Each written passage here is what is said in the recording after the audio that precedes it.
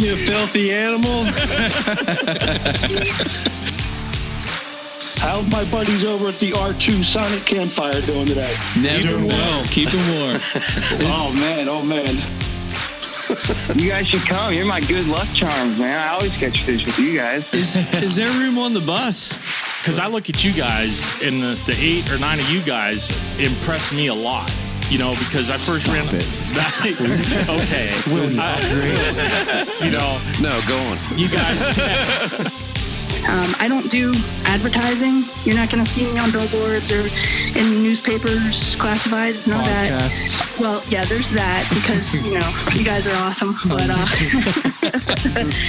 Yeah, well, that's comforting to know in case I say something stupid. No, yeah. Oh, yeah. You're hearing it real That's time. kind of our thing, so don't step on our turf. Yeah, come on, man. Oh, man, I hope I don't. What we're saying is actually new, so that's why we're fumbling a little bit, but it's going to sound amazing. And we are back. You are listening to the Rutten River Pursuit podcast.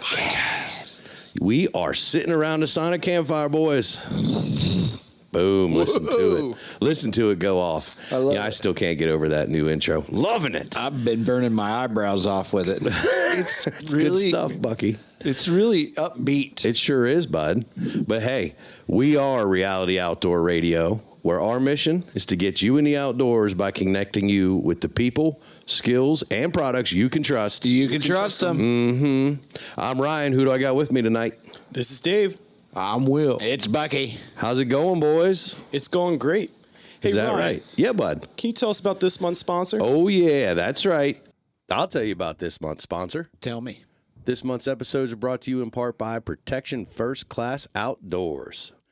PFC lubes were designed and developed to protect and lubricate your firearms, your bows, your tree stands, heck, all your outdoor equipment. What about fishing rods? Absolutely fishing rods, Stevie. You know it. No way. You know it. Even kniveses? You can use it on all your knives, Bucky. The ones you made and the ones you bought. Guys, I'm telling you, this stuff was originally designed to use in automotive undercoatings. Now, it don't get more corrosive than that. I heard that. That's true. Hey, Ryan. Yeah, buddy. Does it leave a film or residue? Absolutely not, Brian. No film, no residue. This stuff isn't going to harm the bluing on your firearms, any other kind of finish you got on any of your other outdoor products. This stuff is the ticket. And what? Now, wait. I bet it freezes. It does not freeze, Bucky. What? Oh. But there's one more thing I got to tell you about. This stuff will also act as a cover scent. You got me. How many times you ever taken a well-protected and lubricated piece of equipment in the outdoors? It stinks, boys. It stinks. Not this stuff. They got the earth and the pine cover scent mixed right into the lubricant. Wow. They Come thought on. of everything. That's right, guys. Make sure you head on over to pfcoutdoors.com. Check out everything they got going on over there. Pick up some of that lube. It's the ticket. Guys, I have a guest for us tonight. Is that right? And I'm pretty excited. This guy is an adventurer, photographer, videographer, journalist, cowboy, dreamer. I'm still going on. Hang on. Come on now. What did you do? He's a wanderer. He happens to be a digital creator for Wild Horse Motion. And guess what? Tell me. He's the host of the Badlands Film Festival. Is that right? Yeah. We have Tim Endsley on the line, guys. The Tim Endsley? We do. Are you there, bud? I'm here, guys. That was an awesome intro, man. Like I honestly don't think I've ever been introduced like that, and I just want to say, like, that was an amazing intro. Like, I really feel good about myself right now. That was our mission. Well, a little pee came out. I'm not going to lie. We feel good about you. The fact that you answered the phone is crazy. Yeah. Well, I'll tell you what, Tim is a busy, busy dude. That's for sure. I can't keep up watching you on Instagram, Tim, of where you're located from week to week, much less where you call home. Yeah. Where are you right now, man? Well, believe it or not, like right now, I'm in Arkansas. I'm riding in my wife's truck because she had to come pick me up on the side of the road on the interstate because I blew a radiator hose out of my truck. And so I called you guys as soon as I called the tow truck. Right after that. You guys called me, and I thought it was somebody trying to sell me insurance, so I didn't answer the first time. And then I thought, oh, I bet I know who that is. So. Actually, Tim, what I would like to do is sell you an extended warranty on that vehicle since you're having some car trouble. That is perfect. You know, that is something I could actually use right this moment. They never call you when you want them, you know? Yeah, that's right. Yeah, but I'm in Arkansas right now. This is my home state, and I live in Little Rock. Lived right here pretty much in the same spot for 23 years. So you know the Clintons? Not personally. I know of them. I know of them. I know where they used to work. Like my wife can see their offices like out of her office. No way, really? Yeah. That's one of the only reasons why I would know that about Little Rock. Yeah. So I don't personally know them, but definitely know who they are. So of course, Tim, we have you on the show just because you're an outdoorsman of outdoorsmen. I mean, and just what are you involved in, man? Like, just give us your rundown. I know we gave you an intro, but man. Yeah, what do you got going on right now? Man, a little bit of everything. Like, I just got back from California. My family for 24 years has owned the largest traveling Wild West show in the world. And and so you're a modern day Buffalo Bill, modern day Buffalo Bill. Yeah, that's exactly where I was going with it. Not Annie Oakley. No, not Annie Oakley. Not at all. No. I'll slap him for you. So we were in California, and I actually produced 66 live shows in 28 days. Wow. I don't even have enough fingers to figure out that math on how many that was a day. No, you don't. So it was pretty wild, and it was being in LA for that long. Most people would think that's a horrible thing, but it was actually it's not that bad. It's a great environment and the second largest fair in the United States, and they treat us really special there. We had huge crowds every show, and then on Mondays and Tuesdays there was no fair, and I went to the beach. And I was gonna say I saw you on Venice Beach doing a little something. Slacklining, So it was kind of weird. So that was actually at Santa Monica Pier. So I was coming down actually just walking down the boulevard there, down the side of the beach, going back to the parking lot. Yeah. And I saw some guys that were walking these slack lines, and I was researching a project and got on YouTube one time, and I was researching a project about like some guys that were into this slack line, so I kind of went down the slack line rabbit hole, and I just really got interested in it, but no one Can here. you do it? I actually, after 6 days, I could take 5 actual steps. No, that's pretty good. That's really good. And it was really, it's a lot harder than it looks. But so I kind of got to hang out with a pretty cool little community of slackline people, and you'd think that when I told them that that I hunted, and that I kind of what my passions are. Man, they were totally receptive of it, and they're all just beach people, and they were like, man, that is so cool.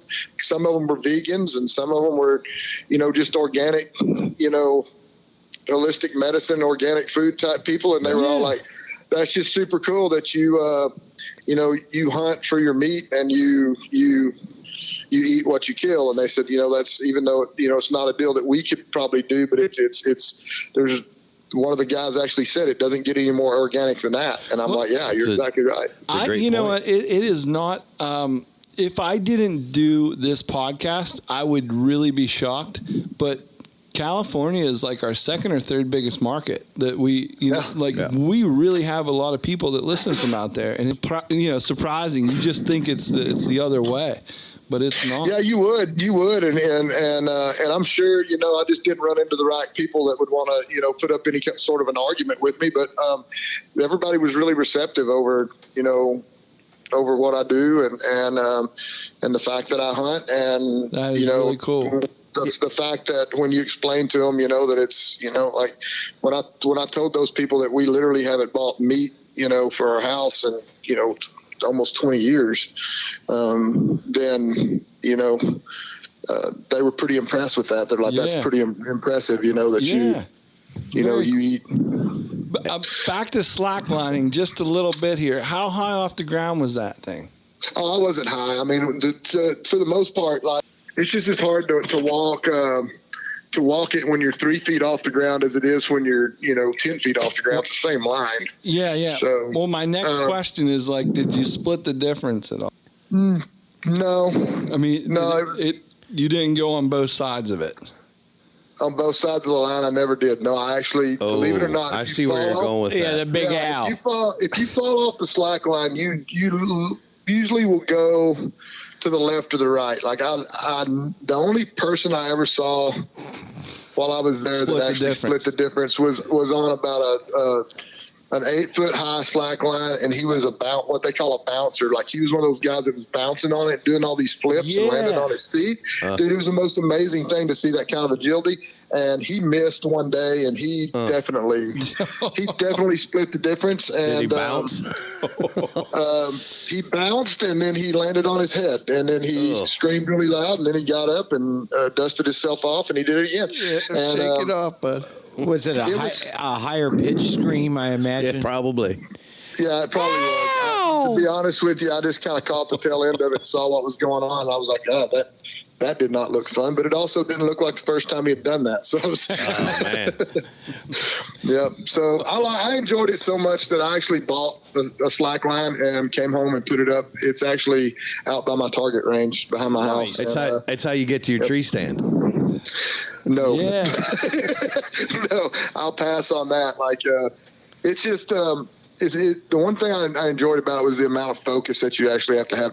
It's kind of like shooting a bow and being totally focused on shooting a bow. You literally can't walk a slack line without being so totally, completely focused.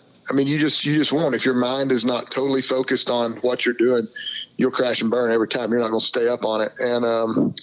And stuff like that just impresses me, to watch people do stuff, whether it's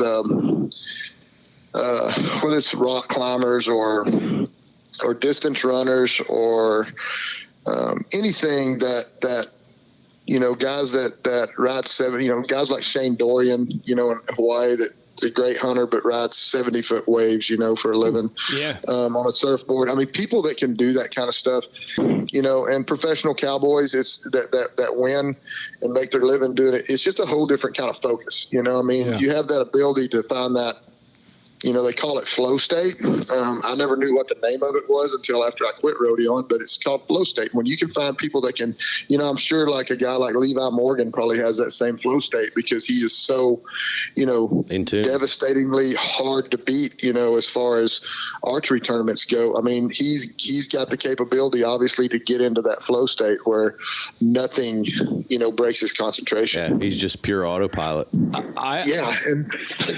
those kind of people impress me, super impress me. I mean, that's just the kind of people I enjoy, learning about and being around. And I don't know. So that's what kind of attracted me to the slackline deal, and ended up buying one, because I thought, what better way to create focus, is to try to teach yourself how to do it. I'm still not good at it, and I still bust my butt, and it's still a little scary, but hey, it is what it is.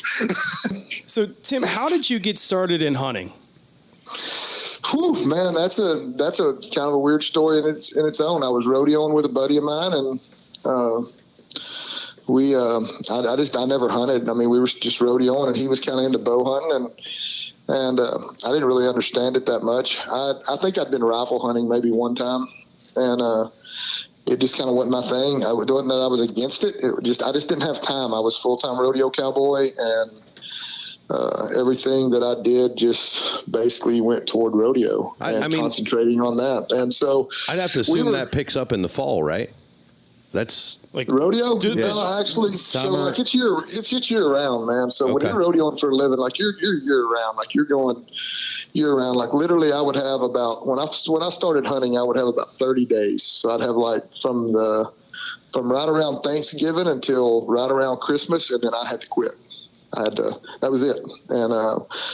And then I had to get back to, it was time to start back to the rodeos again in January. So, so I just didn't have a lot of time, and I just wasn't going to put a lot of my concentration on anything else just because I was so committed to what I did for a living. So basically we were at a rodeo, and my buddy had his bow with him, and he would shoot, during the day when we didn't have anything to do. And he had something tore up on his bow, and we went to a bow shop in town that day, and I don't remember what it was. I didn't know anything. I don't even remember what was wrong with his bow, but we went to found an archery shop. We went, and they were working on his bow, and I just wasn't interested in hunting at all. Just literally wasn't interested. And I started watching, of all things, the old Drury videos were on VHS were playing on this Dukes TV. Yeah. And it was, the very first ones, back when they were still killing 130-inch deer and really happy about it. That was a while ago. So, but the thing that impressed me about it was they would go through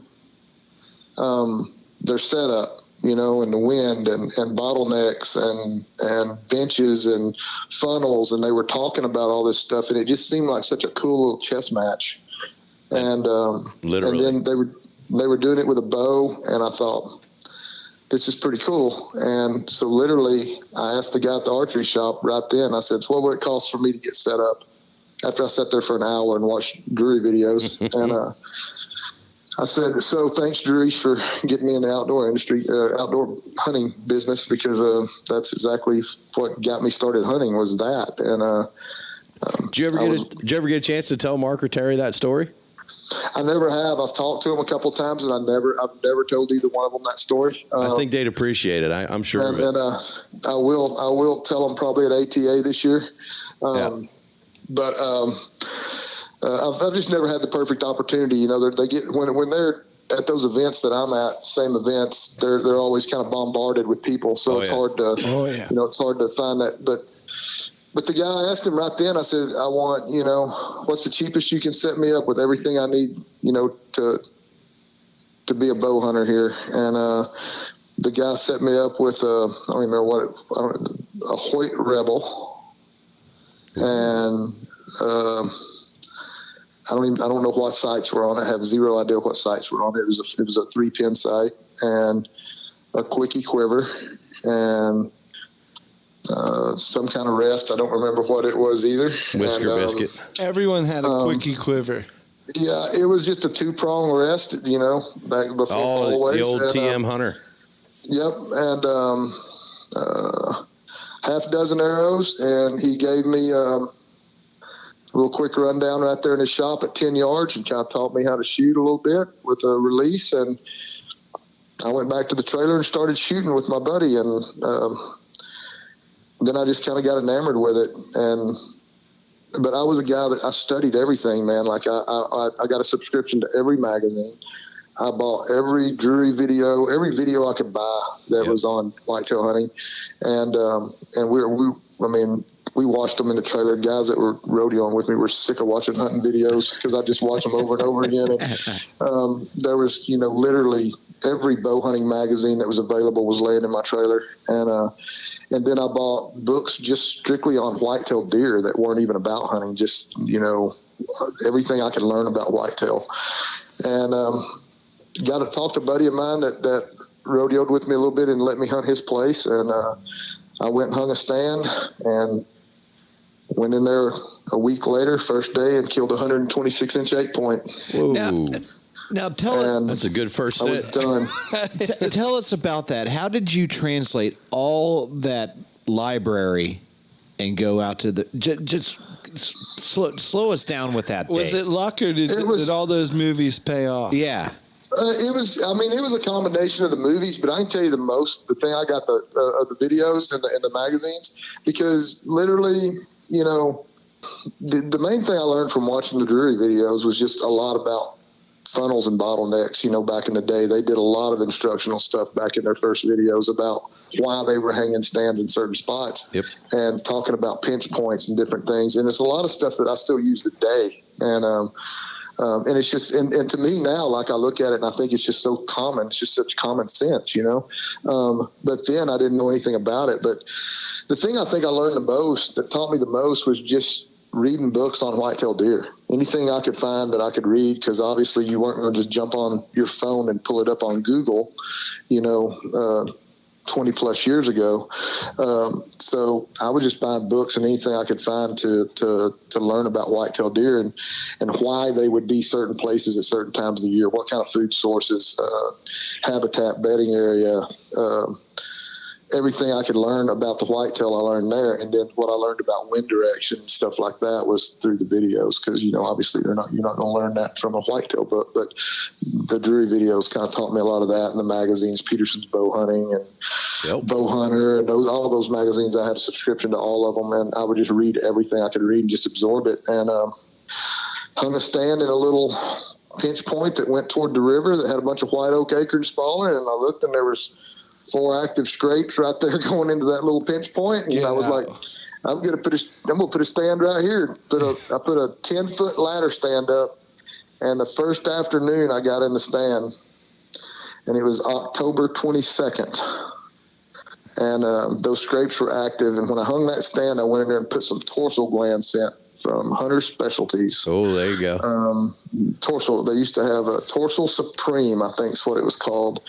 And I poured some torsal gland scent in those open scrapes, because I had read in those magazines that it was, you know, early season. Those bucks were, you know, kind of marking their territory. Just a signpost. Yep. And just a signpost. And so I was like, well, I'm going to see if I can piss him off and make him think another buck's in his territory.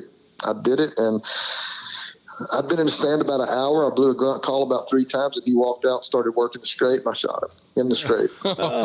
It's like you were in one of the videos.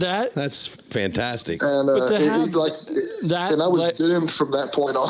Yeah, of course. To have that kind of leg up is like, you know, honestly, for a lot of people in Pennsylvania, my own personal experiences, everything that I ever knew about deer has come from somebody else's telling me, stand over there. And then they're going to come from the left, and then you're going to shoot something. Like, for you to go out, hands-on, see all the sign, do it like self-taught in the first, you know, that is epic, dude. You don't even know. Yeah, and the funniest part of it was, like, everything that I'd read told me to stay in the stand. Even though I watched the deer fall, he fell literally like 60 yards from the stand. And I don't know that you tell a rodeo dude that he can't get out of the stand. Well, I didn't want to. I was trying to just, you know, if I'd have had a seatbelt up there, like, you know, at the time there really wasn't hunter safety systems, so we just wore those belts, you know, that it was a safety belt, so it was just around your waist, and you were just tied to the tree. We call them rib breakers. Yeah, rib breakers, exactly. So I was just tied to the tree with that belt, and I remember thinking, man, I want out of this belt so bad. I want to go down there and get my hands on this deer, and I just made myself sit there, even though I watched him expire. You know, I mean, I watched him die, and good for you. And I made myself sit there for like 20 minutes, and I got down, and since it was my first ever kill, and if you notice, I say kill a lot because I'm not a big harvest guy. I mean, gotcha. I'm more of the fact that I feel like a lot of times we have to say it, and in a lot of situations we have to say it, but I've just always felt like I don't want to cheapen that animal's life by saying I harvested it. I actually killed it. I took its life. Yeah, you harvest crops. No, I killed a couple ears of corn last night. Did you? Yeah, you know, yeah. So so what was funny was I watched the deer die. And then after about 20 minutes, I got down, and I actually followed the blood trail because it was the first blood trail I'd ever seen.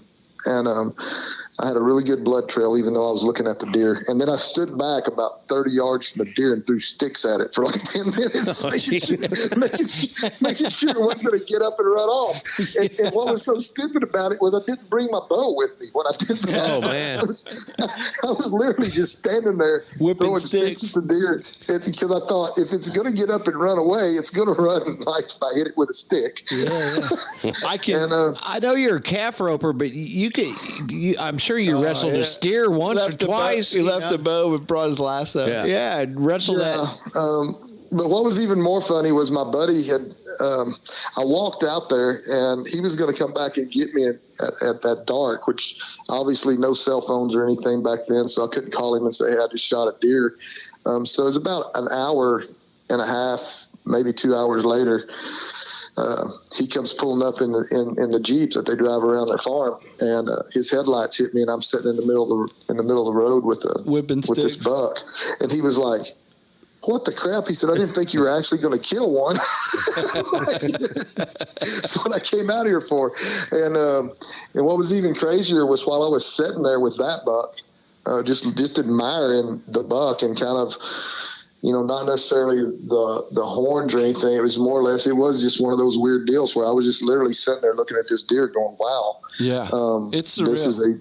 This is a very surreal moment in my life. And I was just, feeling of the hair and feeling of his hide and feeling of the horns and just looking at him over. And I looked on the road, and here comes a doe walking toward me, and a buck about probably 150-inch 10-point steps out behind this doe and starts walking straight towards us. Get out. Sounds like you were in the right spot. The doe gets like 15 yards and walks in the woods, and the buck keeps coming like straight toward me. And I'm like, okay, what do I do now? He finally got close enough. He realized that something wasn't right. He turned and went in the woods. But that one would have been justified with self-defense. Yeah. Oh, absolutely. Yeah. Coming but it right was for us. Yeah, it was a pretty amazing experience for my first hunt. And then I'd say I was hooked from that point on. Like heck yeah. And I was hooked on bow hunting. Like I still, I got a bunch of friends that rifle hunt, and they love to rifle hunt, and they love to shoot rifles, and there's nothing wrong with that whatsoever. Everybody's got their own deal. I just love to shoot my bow, and I just love the whole bow hunting experience. That's just kind of my thing, and every year I just can't wait till bow season. And since then, I've had a lot of pretty decent success around the country, public land, private land, lease land, and it doesn't matter to me. I'll hunt anything. I'll hunt anywhere.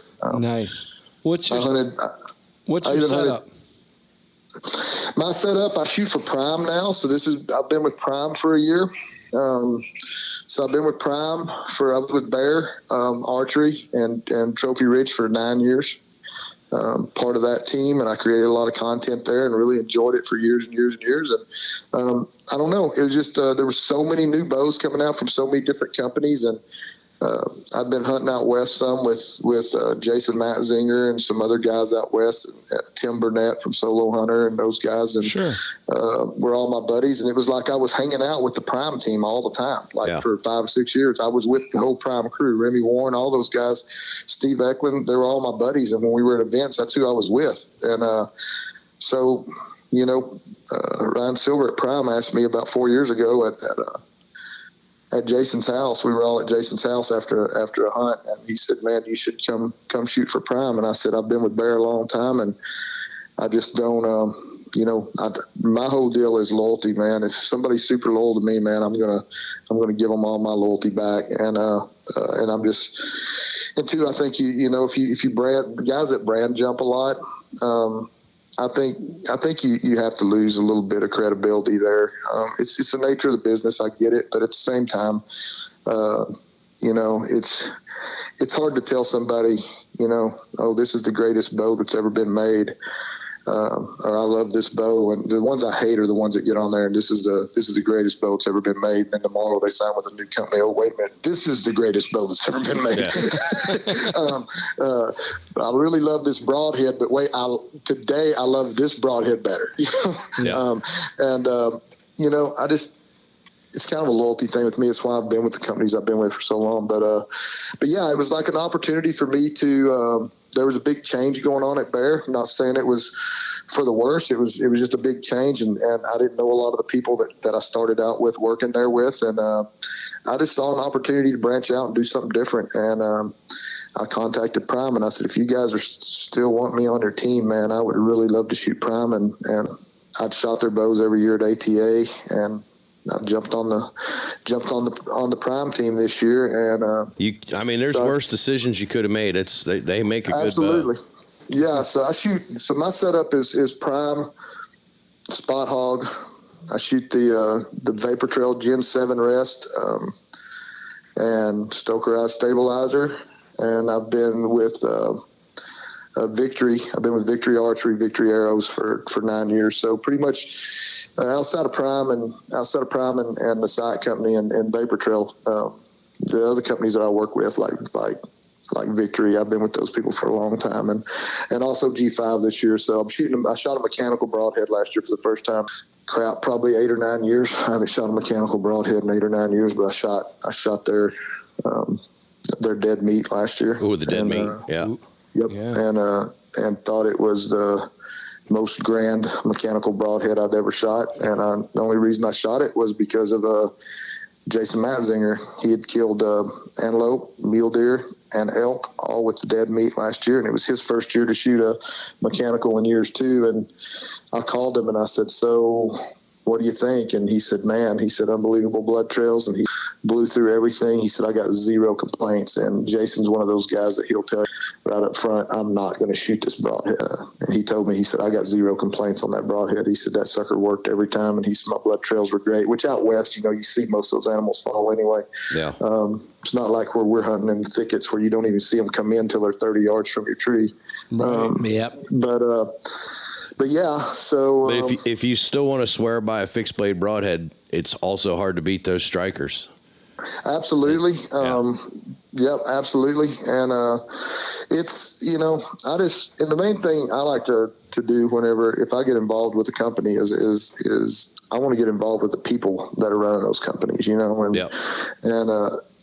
I know you guys are involved with Quest and the Quest Whitetail tournament, and that's the thing about them, and Brian and Jeff and all those guys can tell you that when they first contacted me about coming on board with doing some stuff with Quest, I told them, I said, "Well, first thing I want to do is drive up and sit down and meet you guys," and that's what I did. They're good people, man. Definitely. I drove up, sat down, and met them, and after one afternoon with those guys, I knew they were great people. They were fully vested. They completely believed in what they were doing, and this was not a fly-by-night operation. And it wasn't about them just making a dollar. It was about them creating something that was going to be beneficial to the outdoor industry. Yeah, a community. And to our community. Yeah. And once I saw that, then I absolutely wanted to be on board with it. So same thing with Badlands and the other companies I work with.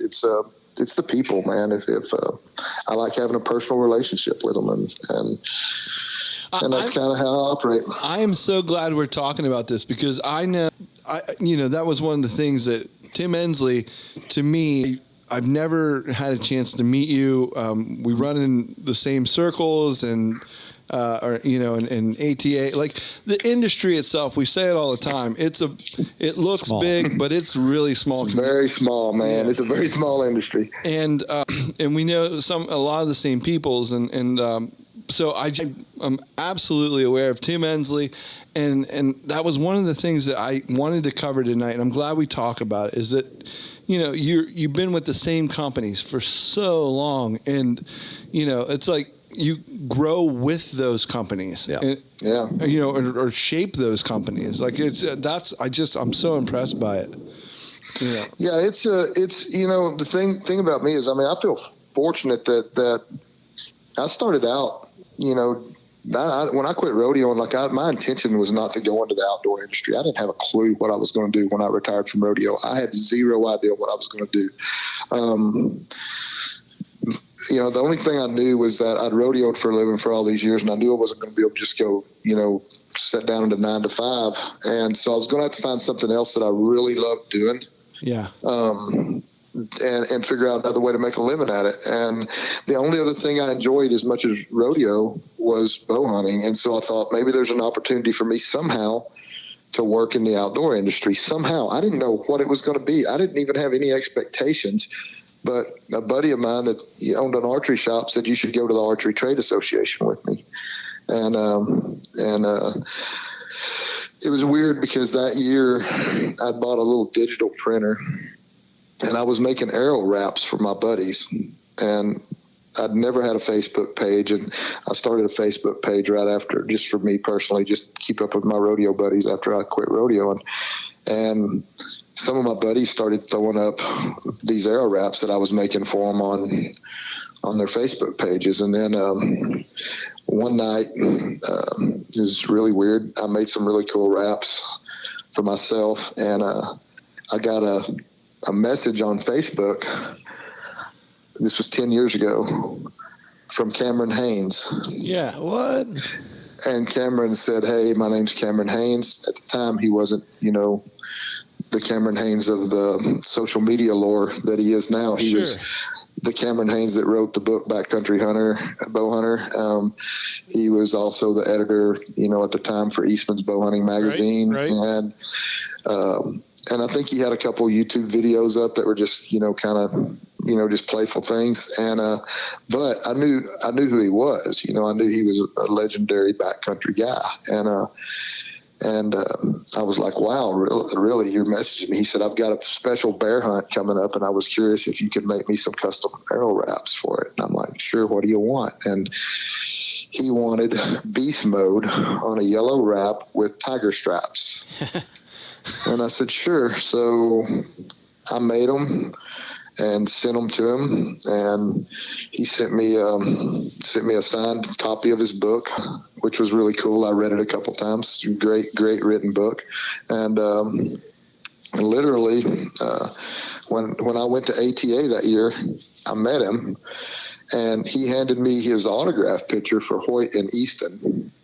And that autograph picture was him standing in front of a big brown bear, his first one, that was laying behind him out of focus in the snow, and he's holding up a bloody arrow with my arrow wrap on it right in front of his face. It says, "Seriously?" Oh, jeez. And he signed that, and he handed me that, and he said, "Dude, thanks." And I'm like, no kidding. Next thing I know, I'm making arrow wraps for 20 TV shows. Yeah. Pigman, all these different people. That's how I met a ton of people because I was making custom arrow wraps. And so, I was making custom arrow wraps for, at one time, I know I was making custom arrow wraps for at least 20 different television shows. And, the way I got to know the guys at Bear was actually Brian Quonk, a Pigman, actually took me over and introduced me to the guys at Bear. And so, I had some introductions by some great people. And then, fortunately that year I met guys like Jason Matzinger, Willie Schmidt, some of those guys. I sound like I'm name dropping, but at that time, those guys were just, in their third year of their television shows, and they were struggling to make it just like everybody else. And they were just the most genuine, nice, ethical guys. And I think they basically, I can tell you for sure that Jason Matzinger and Willie Schmidt shaped the way I handle my business now, because I watch the way they handle theirs. Super loyal. They believe in the products that they use. They won't promote a product they don't believe in just to get $1. Sure. And once I watched them do that and watched the way they handled themselves with the companies they worked for, I said, that's the right way to do it. That's the way. If everyone would do it that way, it would be a lot easier to manage a career in the outdoor industry. But it's just not that way, unfortunately. No, I love it. And it just says a lot. Like you said, you're rubbing elbows with a lot of people in the industry, and it's a small community, and you can't really afford to screw it up. I don't know how to say it any other way. But the best part about this whole story to me is that you took something out of nothing and created an environment that was attractive to other people in the industry. And and you're still doing it, and you're killing it. Well, it's crazy. Like I don't really do any arrow wraps anymore. I just do them for a few friends. Like I saw y'all had Jessica on there, Jess Byers, the other day, and so JTB. I met Jess when she was catching a lot of flack, and she came to the film festival a few years back, and she made a post about after she went to the film festival that she was going to have a film in the film festival the next year that would be good enough to win it. And I thought that was very arrogant. And I actually messaged her and said, you do know who, the kind of people that we have in this film festival, right? It's pretty bold statement, to put out that your very first film is going to be good enough to win the film festival. But I do hope you put a film in. And, just watching where Jess has grown from that point, she was, and I don't think she meant anything by it. She didn't mean a thing by it. And after I've got to know Jess and know what kind of a person she is, and that she works super hard, and she is a constant student and trying to learn, more and more every day. And she doesn't, and she portrays it that way. If you notice, on her stuff, get to know people like her, and then watching her put a film in the film festival that ended up winning third. I was like, way to go, Jess! Her very first film. Well, that's just it. Like, the ladies that we love to talk to, and it's just they are so hardcore, and they bring it. And every day, if you watch their social media, there's no joke to her. No, none at all. No, we hung out at Salt Lake. And that's the thing about me. Like, I'm with Badlands. I've been with Badlands for years. I mean, their logo is tattooed on my arm. Nice. And I've been with them forever. And I'm going to be, as far as I'm concerned, I'll be with them till the end. That's some loyalty there, bud. Yeah. I don't even have my wife's name tattooed on me. Tim Endsley is not afraid of commitment. No, not at all. But at Salt Lake, the Sitka crew had a big bash every night after the shoots were over and all the functions were over we had to go to. And man, we went and hung out with the Sitka group, at their parties every night. And Jess was there and we hung out and visited. And it's just, we're all one big family, and it doesn't matter what camo you wear, and it doesn't matter what bow you shoot, and it doesn't matter what broadhead you use, or whether you hunt public land or private land. It just doesn't matter. The fact of the matter is that we're all buying hunting license. We're all promoting conservation. And we're all out there doing it and keeping this, this tradition and this heritage alive. I don't really care how anybody hunts. I live in Arkansas, and baiting is allowed. I don't really call it baiting because I don't necessarily hunt over feed, but I feed because if I don't feed and my neighbors are feeding, all my deer are going to go to my neighbor's house, and they're not going to be at my house. But I feed, and I have zero. There's nothing wrong with feeding if it's legal in your state. Feed. Yep. Absolutely. But the one thing I love to do is I love to hunt public land where there is no feeding, because it just keeps honing those skills, those outdoor skills of finding that natural food source and finding those natural funnels and, finding those spots where, the deer want to be at what time of year. So I love hunting public land, and I hunt most of my hunting in Arkansas is done on public land, even though I have a lease, and we go hang out on the lease and we cook breakfast. My family hunts there and during rifle season. So but I love to hunt public land, and it's kind of what I love to do. But at the same time, I have a lease in Kansas, and everybody's like, "Won't you hunt public land in Kansas?" And I'm like, "I got a lease in Kansas. I don't have to hunt public land in Kansas." I don't have to worry about walking by somebody's tree stand to go get to my tree stand, because they're all my tree stands, and I don't care. It's a valid point. Awesome. But yeah, I think that's kind of where we are. Like, I'd never hunted a high fence. A buddy of mine in Texas invited me out to hunt their place, and it's 2,100 acres under high fence. Yeah. And but there was no species that had ever been introduced to that high fence. It was literally they fenced their property and left the deer and the hogs and the turkey that were in there. That's what's in there. Whatever was in there is what reproduced. They didn't bring in a bunch of test tubes no, they didn't bring any of that stuff. It was literally the doe and just all the doe and all the bucks that were in in there when they fenced it. That's what was in there. The hogs. That's what was in there. They didn't have a vial of megalodon semen. No, and there was no exotics introduced to it. And he also had 3,000 acres of free range, and I hunted both. And I'm just going to tell you, I hunted that high fence. And he had some pictures of some really good bucks on there that were he had some 8 points that he wanted taken out of the genetic herd, because he had some really good 10 points, and they were trying to take some of these old 8 points out that were like 21 inch inside 8 points. They were just really tall. I mean, 100, bless their heart. 130 inch 8 points. And I was like, I'm more than happy to do that. You're talking to some PA boys here, dude. You're just, guess what? I hunted that thing for 7 days and never saw a mature buck. Never saw a mature deer. And I came out of there and I told a buddy of mine, they said, how was hunting the high fence? And I said, it's no different than hunting 2,100 acres of no fence. It was no different. Literally, if they don't want to be found, you're not going to find them. Yep. I mean, the only difference is that they can't leave that specific area and roam off to somebody else's property and get killed.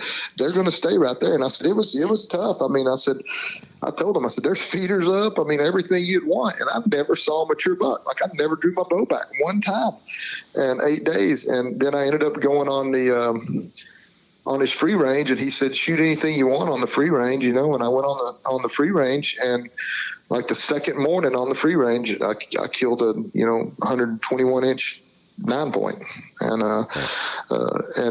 he was a fully mature deer, and I was happy with it. And it was like, so when I came out of that, I came out with a whole different view of what Texas high fence hunting it was, because it's not what people think it is. Not anywhere close to what they think it is. Now, I'm sure there's places out there that it is, and you really need to know all of the information before you can pass judgment on anything just based on the name, because a high fence does not necessarily mean a penned hunt. Yeah, penned. Now I took some photos for a buddy of mine in Kansas. I was up there hunting his place. He had free range outfitted hunts, and then he also had a 200-acre pen, and he had these 2-year-olds in there that were all over 200 inches. And he had clients that would come in, and they would basically order those deer off of a menu. And they all have names. That's what I was making fun of. Well, Megalodon semen was. They didn't. Yeah. Like, they all have like these, big monster names, like grotesque. But he didn't have names on his. His were all numbered like cows. His just had ear tags, and they were numbered like cows. And they'd been raised by an Amish community there that raised them in pens, and straight up protein. I mean, like, these deer knew nothing but straight up the richest protein. And these are 2-year-old deer that were 200 inches. Wagyu. And I'm like, it's the craziest thing. You couldn't eat them. You couldn't. Like, you could not eat these deer. Like, he said, you don't eat these deer because there was something about them that you couldn't eat them. And another thing he said was once he turned them loose in that 200-acre pen, literally within a week, they would probably just lay down and die because they had just been raised in these little pens. And these people were paying $12,000 and $13,000 to come and shoot one of these bucks. And he would literally drive them around on a gator, and they would look, and he'd glass, and he'd say, yeah, that's number 222. That's the one you want. And the guy would step out, and the deer would stand there and look at him, and he would walk up and stick an arrow through him at about 40 yards, and the deer would run over and lay down by a tree, and they'd wait on him to die, and they'd come get him, and that was it. But that's a lot different than what you did. Yep. Yeah. It was a lot different than what I did. And the other thing, it's not my thing, and it's not something I would ever do. Like, it's nothing I would ever do. I talked to the two gentlemen that I photographed for them.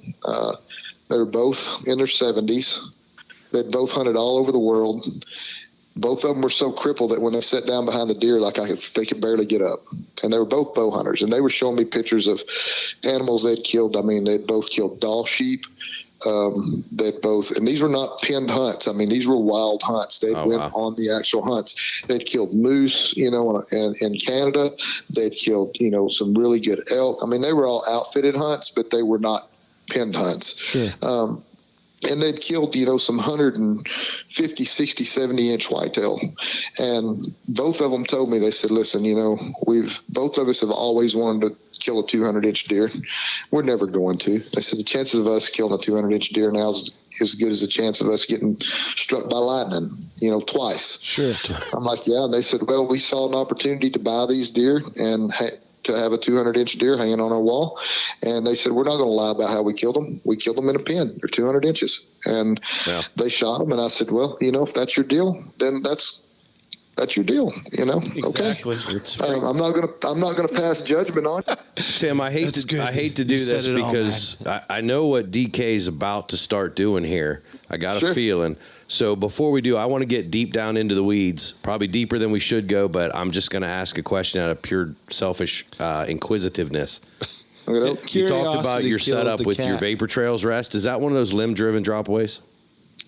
Yeah, it is. It's the Gen 7, and they make that rest specifically for. I mean, you can buy that rest specifically for a Hoyt, specifically for a Matthews, specifically for a Prime, and when you put it on and you level that rest, I'm telling you, the setup on that rest was so quick, and I'm not going to say the rest that I took off my bow.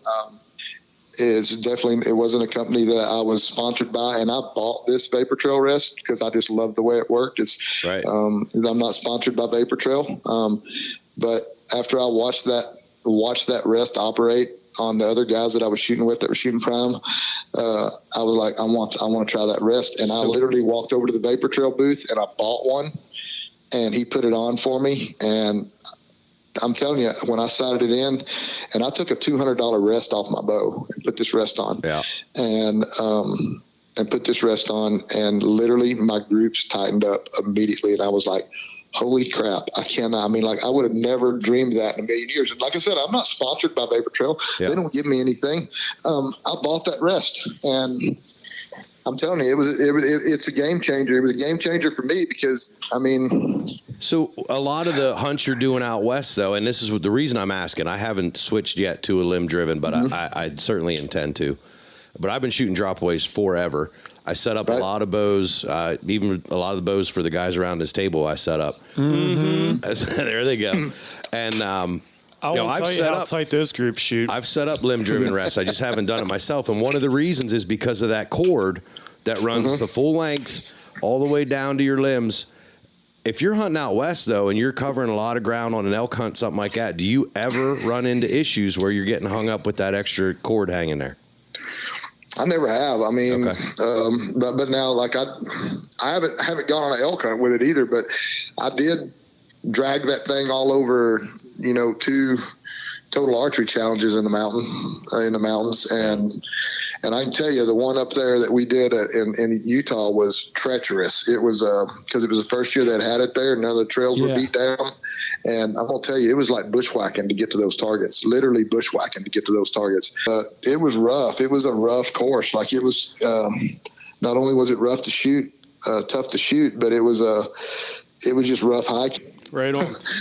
Hey, Tim, we are approaching that time in the show. Told you he was going to do it. I knew it. hate him. No, this is a good part, though. We call this the Fast Five. We're going to ask you 5 rapid questions. Okay. You answer them the best of your ability. We'll tell you if they're wrong off the air. But there are no wrong answers. But there are no wrong answers. Especially for somebody who's been, a rodeo professional. There's no wrong answers. So, first question, what can't you live without in the outdoors? Can't live without in the outdoors. A bathroom. You're not just going to find a stump? No, I want a bucket or something. I literally want something. I guess I could live without it, but it's just a lot more pleasant if there's actually some sort of a little. And I do a lot of camping and portal it. Yeah, little, some sort of a luggable loo. Yeah, absolutely. Nice. Right on. 5-gallon bucket from Home Depot will work just fine. There you go. Number 2, what's your favorite movie? My favorite movie is The Secret Life of Walter Mitty. Oh my gosh! Nice. Wow. So Didn't see that coming. not Luke Perry. Not Luke Perry in 8 seconds. No, my dad was in that movie, and Is that right? it's not my favorite. No, my dad was in that movie, and the night before Lane Frost died, my dad and I both were talking to him on the announcer stand at a rodeo in Weatherford, Texas, and I had just flown into Weatherford from Salinas, California. And my dad was announcing the rodeo at Weatherford, and I flew into Weatherford, which was my hometown at the time, and was competing there the next day. And I flew in and was hanging out with my dad, and Lane and Cuff had flown in to Weatherford from Cheyenne, where they'd rode that morning. They flew to Weatherford and rode that night, and they were flying back to Cheyenne for Lane to get on his second bull the next day, and the bull the next day is the one that killed him. Holy wow. And when Dad and I were talking to him on the bull the day before, the bull earlier that week had jerked him down and broke his jaw, so he had his jaw wired shut when we were talking to him that night. All right, you know what? We even said that I wasn't going to do this for a professional rodeo guy, but you know what? Your answer's wrong. Secret Life of Walter Mitty can't be your favorite movie. After what you just told me, it has to be 8 seconds. Come on. No, it's not. Like, literally, it's not my favorite movie because it's so real. Because it's real. Mainly because it was embellished a little. So. Okay. Yeah. I guess I'll give you that one. Yeah. Right on. Okay. Were you okay with Jason or Luke Perry playing that part? Yeah, he did a really good job, as a matter of fact. Very cool. Yeah, I think I'll go with Luke Perry on that one because he did a good job. I was kind of wondering how 90210 was going to mix with somebody like Lane, but like Lane could have actually like lived at 90210. Like he'd have been like the country version of. he was just that oh gosh, really oh shucks guy. You know, like he could just kind of fit in anywhere. Wow. Go ahead, Bucky. What's number 3? Hey, what's the one thing you do daily to prepare for your outdoor lifestyle? Now, the one thing I do daily to prepare for my outdoor lifestyle really and truly is I run. And I used to not run, and I hated to run. And all the way through school, I hated to run. You couldn't whip me and make me run. And people would say, when I was rodeoing, people would say to you, this is back in the day before all cowboys wanted to be athletes. We just wanted to be cowboys. Yeah. And now all of them want to be athletes, so they work out all the time. And we'd have probably had a lot longer careers if we'd have worked out, but we just didn't. And now that I'm older, I run. I run every day, and I don't necessarily run to make me a better hunter. I just run because it just makes me feel better. And the way I look at it, if I feel better, then I'm going to feel like going hunting every day, and I'm going to feel like carting those stands around every day, and I'm going to go that extra mile maybe that I wouldn't have went, on public land if I was in worse shape. And I'll sit in that tree stand. I'll sit in that tree stand that extra hour, and I'll stay up there when it's a little colder. So yeah, it's run. And the guy that really got me super interested in it is Jace Bowserman. If you guys look up Jace Bowserman, he's on Instagram. He's the real deal, and he's wrote 3 books on turkey hunting and antelope hunting, and he's a master antelope hunter. He's a great turkey hunter, and he's also an elite ultra runner. Like he's ran, I don't know how many 100-mile races. And here's the thing about him. Not only did he run the 100-mile race, every big 100-mile race in the United States, he's ran 100-mile or 50-miler, but he's been top 5 at all of them. Oh, wow. Really? And he still runs today. And Jace just kind of got me interested in running. So that's pretty much the thing that I do every day, I think, that prepares me for my outdoor lifestyle, whether it's hunting or walking a slack line or hiking. I love to just go hike sometimes just by myself. Just throw a pack on and just take off and find one of these mountains around Arkansas and just go hike to the top of it. So, yeah, all that's part of my outdoor lifestyle. So I'd say it's got to be running. Love it. Good on you with the running. So let me move on here to number 4. Okay. What is on your bucket list? My bucket list. So right now, my bucket list it's probably hunting related. It is hunting related, but I want to go and do like a really cool mule deer hunt somewhere. Like that's my bucket list. I've been enamored with whitetail for so long, and I've basically, not trying to toot my horn or anything, but I call myself successful pretty much everywhere I've gone and hunted. I've been successful killing a really good whitetail. I've only ever gone on one outfitted hunt ever in my life, and it was in Ohio, and it was when I first got in the industry, and a guy invited me up, and I hunted for like 5 days, and got up there, and he had me hunting standing corn, I was like, why am I hunting standing corn? It's a good question, but I'm doing that Saturday. So 600 acres of standing corn, and I was hunting on the edges of that standing corn, and I think in the 5 days I saw 6 total doe in 5 days, and that's the only outfitted hunt I've ever been on. So I feel like going to Montana or somewhere and spot and stalk mule deer would be really cool. I'm actually going to do that in Nebraska here the end of October. Oh, cool. Public land, either species, spot and stalk, whitetail mule deer, wall tents, public land. A bunch of my buddies were filming it all, and we're excited about that. But yeah, that's probably my bucket list right this moment. That's awesome. So last question, what makes you happy? Oh man, just living my life. The fact that I've had the opportunity to have 2 careers that I absolutely love. I mean, to be able to do 2 things. I was a professional rodeo cowboy for 27 years. And then as soon as I retired from that, I got to fall right into my second passion, which was hunting. And now that I get to make my living in the hunting industry as well, that's what makes me happy. And, learning how to slack line and ride my skateboard, and being 52 years old and running, being able to run 6 or 8, 11 miles, that kind of stuff makes me happy. It's pretty simple. I just, and watching people achieve their dreams and goals. I mean, I like to see anyone who has a vision and they say, I'm just going to go do this, and they do it, because one of my favorite sayings is, average is really easy, because if it wasn't, then so many people wouldn't achieve it. Right.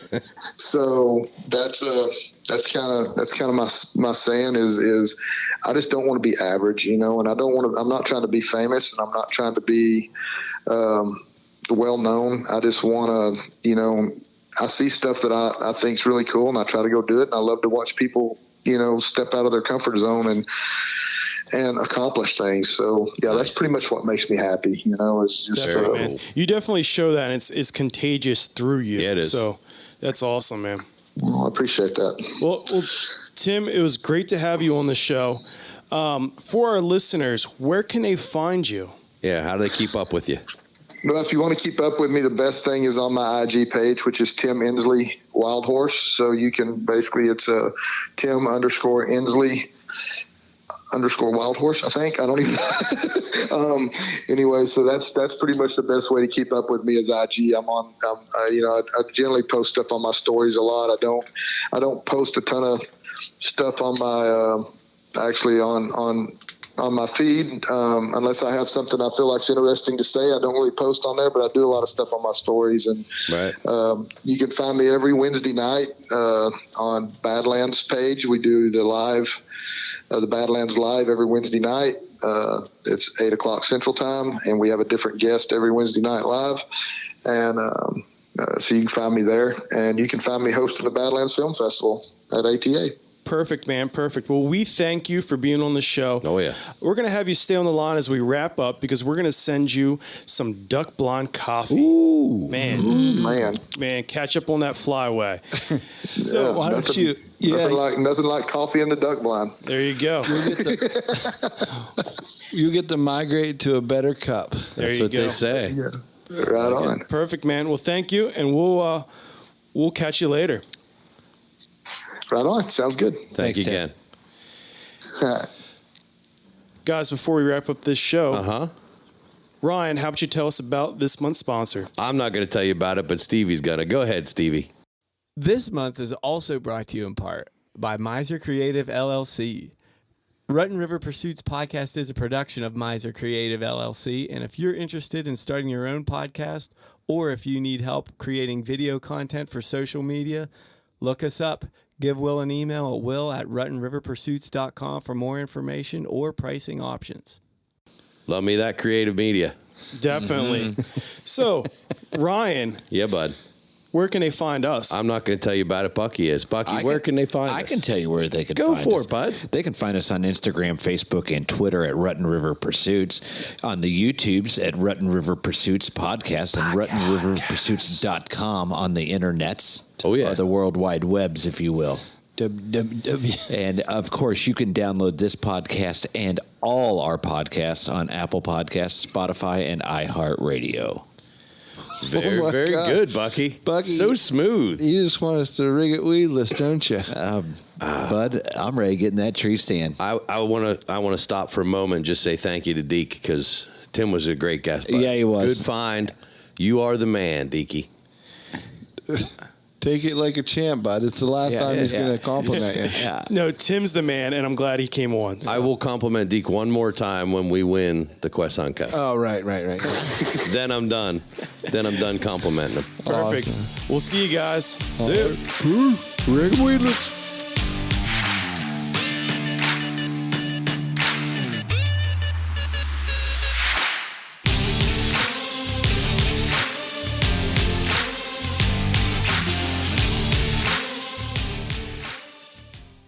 I poured some dorsal gland scent in those open scrapes because I had read in those magazines that it was early season. Those bucks were kind of marking their territory. Just a signpost. Yep. And just a signpost. And so I was like, well, I'm going to see if I can piss him off and make him think another buck's in his territory. I did it, and I'd been in the stand about an hour. I blew a grunt call about 3 times, and he walked out and started working the scrape, and I shot him in the scrape. It's like you were in one of the videos. That's fantastic. And and I was doomed from that point on. Yeah, of course.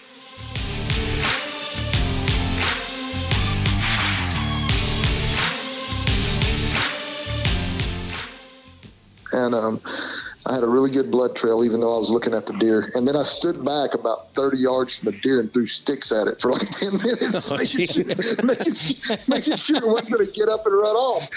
And what was so stupid about it was I didn't bring my bow with me when I did that. Oh, man. I was literally just standing there throwing sticks at the deer. Because I thought, if it's going to get up and run away, it's going to run like if I hit it with a stick. Yeah.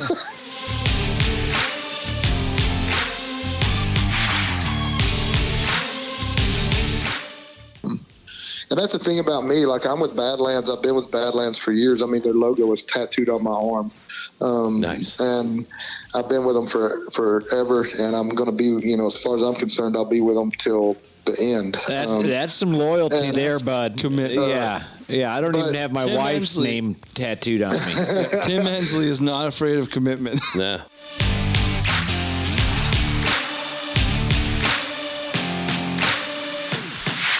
No, I killed a couple ears of corn last night.